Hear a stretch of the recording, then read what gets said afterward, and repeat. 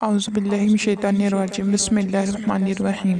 حکومت تو لیلا کو سجتی ہے۔ ایک دفعہ مجنوں جا رہا تھا۔ ان دنوں حضرت حسن رضی اللہ تعالیٰ عنہ حضرت امیر معاویہ کے حق میں دستبردار ہو گئے تھے اور حکومت ان کے حوالے کر دی تھی۔ ملاقات ہوئی، اسلام جواب ہوا۔ حضرت حسن رضی اللہ تعالیٰ عنہ نے فرمایا کہ میں خلافت سے دستبردار ہو گیا ہوں اور میں نے حکومت انہی کو دے دی جن کو سجتی تھی۔ جب اس نے سنا تو کہنے لگا کہ حضرت میرے خیال میں تو حکومت لیلا کو سجتی ہے۔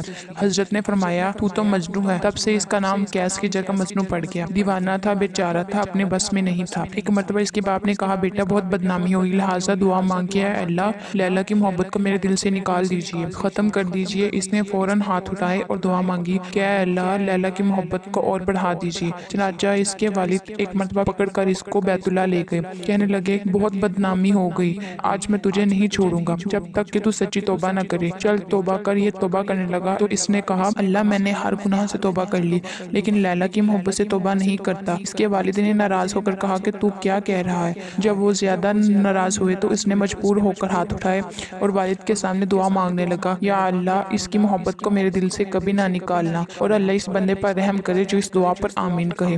محبت میں دیوار اور کتے کی قدم بوسی۔ ایک مرتبہ مجنوں کو کسی نے دیکھا کہ ایک کتے کے پاؤں چوم رہا ہے۔ اس نے پوچھا کہ مجنوں تم کیا کر رہے ہو؟ مجنوں نے کہا یہ کتا لیلا کی گلی سے ہو کر آیا ہے، میں اس لیے اس کے پاؤں چوم رہا ہوں۔ ایسے مغلوب الحال اور فاتر العقل انسان کو مجنوں پاگل نہ کہا جائے تو کیا کہا جائے؟ کسی شاعر نے یہی بات شعر میں یوں بیان کی ہے مجنوں لیلا کی گلی کا طواف کرتا اور پھر یہ شعر پڑھتا تھا میں لیلا کے گھر کی دیواروں کا طواف کرتا ہوں، کبھی یہ دیوار چومتا ہوں کبھی وہ دیوار چومتا ہوں اور دراصل ان گھروں کی محبت میرے دل پر نہیں چھا گئی بلکہ اس کی محبت جواں گھروں میں رہنے والی ہے۔ ایک مرتبہ حاکم شہر نے سوچا کہ لیلا کو دیکھا جائے کہ مجنوں اور اس کی محبت کے افسانے زبان میں زد و عام ہیں۔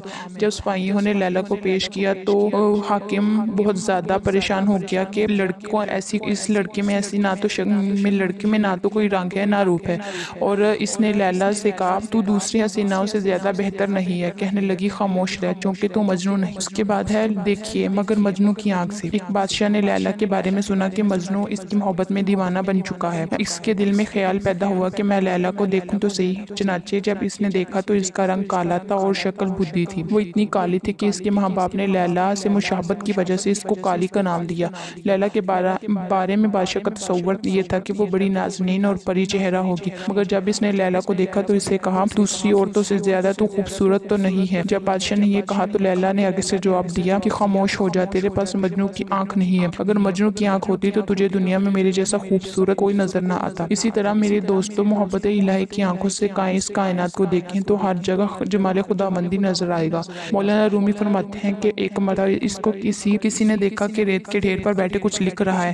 اس پر انہوں نے کہا اے صحرا کہ نور مجنوں کو دیکھا غم کے بیاباں میں اکیلا بیٹھا ہوا تھا، ریت کو اس نے کاغذ بنایا ہوا تھا اور اپنی انگلیوں کو قلم، اور کسی کو کوئی خط لکھ رہا تھا۔ اس نے پوچھا اے مجنوں رشیدہ تو کیا لکھ رہا ہے؟ تو کس کے نام خط لکھ رہا ہے؟ مجنوں نے کہا کہ لیلا کے نام کی مشق کر رہا ہوں، اس کے نام کو لکھ کر میں اپنے آپ کو تسلی دے رہا ہوں۔ اس سے معلوم ہوا کہ جب دنیا کے محبوب کا نام لکھنے اور بولنے سے سکون ملتا ہے تو محبوب حقیقی کا ذکر و نام لینے پر کس قدر سکون حاصل ہوگا۔